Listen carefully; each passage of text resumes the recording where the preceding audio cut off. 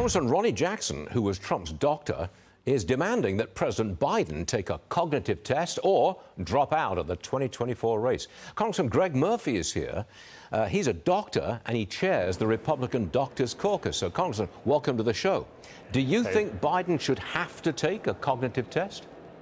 Absolutely. Absolutely. You know, as a surgeon, I have to take a cognitive and a mechanics test when I'm 70 just to continue to operate. But here we have the gentleman who is literally the leader of the free world. And if you've seen, you know, and there have been op-eds about this, especially over the last 4 months, that have shown great doubt in the eyes of the American people in his cognitive ability. So he more than ever really needs, if he has, to demonstrate to the American people that he's cognitively able for the job. He doesn't have to do this, though, does he?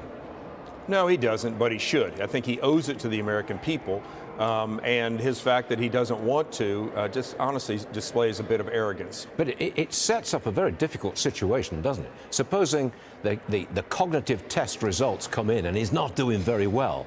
Who says to him, hey, Mr. President, step aside, it's now President Harris? Well, that would be that'd be a scary thing as it is. But, you know, no, if he had any integrity, if he had any honor, he could just admit that what happens to many of us in the world as we get older, we lose cognitive ability. If he had any honor, he'd say, okay, the tests are what they are. I, for the sake of the country, should back down and step off the ledge. And sadly enough, I even banished the thought, would say Kamala would be the President of the United States. I'm going to leave it right there, Congressman. And the next one is this. I know that you're worried about China infiltrating our college campuses. I want to know, what are they doing that you don't like? And what are you going to do to stop it? Yeah, well, I think if you look at any of the propaganda manuals, Russia came out with this years ago with their KGB.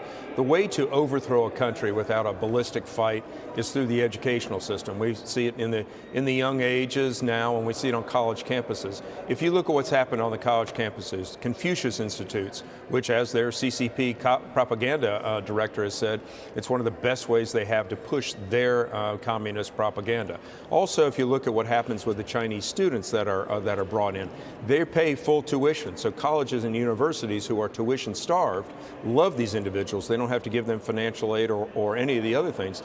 And the other thing, which is really crucial, this is something that I worked on about a year ago, is to try to get these college endowments to divest out of China.